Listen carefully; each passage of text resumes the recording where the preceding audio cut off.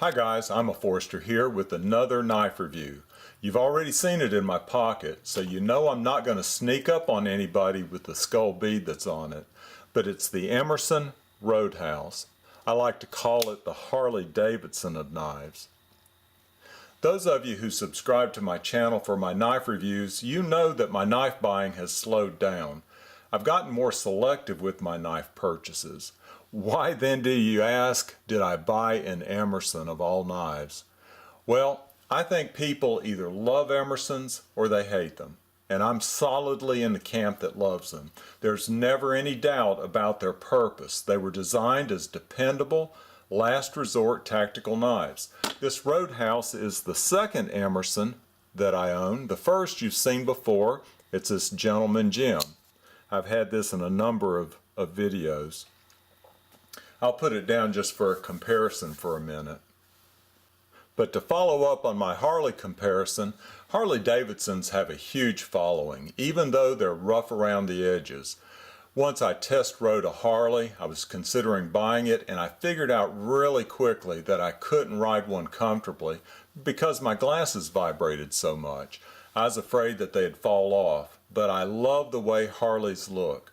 They're macho machines and their looks haven't changed much over the years. Emerson knives are designed with that same macho image to me. They tend to be larger knives and they're very secure in my hand with the rough G10, which is characteristic of Emerson's. The finger grooves underneath fit my hands perfectly, and then the jimping on top isn't that aggressive, but altogether it works. It has a secure liner lock. And I especially like this wave feature right here that was designed to protect my hand. It was just an accident that it also serves as a quick deployment feature when drawing the knife out of the front pocket. Now the thumb stud is the way that I deploy the knife, and if you'll notice it comes off with a Phillips head screwdriver, as do the body screws, right there. The pivot screw is a normal flathead screw, so you don't need any special tools to work with this knife. Now when it comes to the blade, it's 154 cm steel, and that's my favorite steel of all.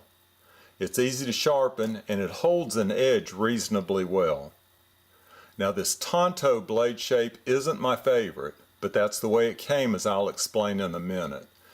Emerson knives have an uneven grind. If you'll just look at the edge grind right there, you see the grind very clearly on this side, but not on this side at all. They do that for a reason, so that supposedly you can sharpen it better in the field. Let's see whether it passes a paper cutting test.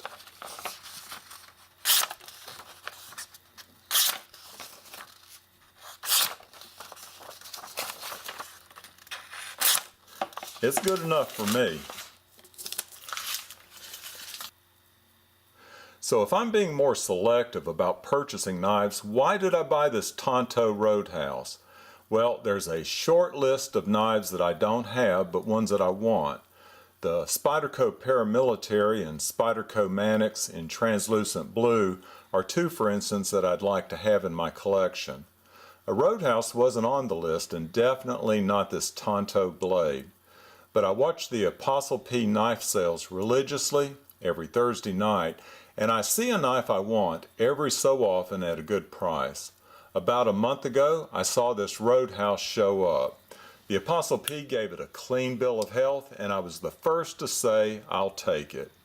Now, he doesn't give knives away, but you can count on them being in good shape and the price being reasonable for a used knife.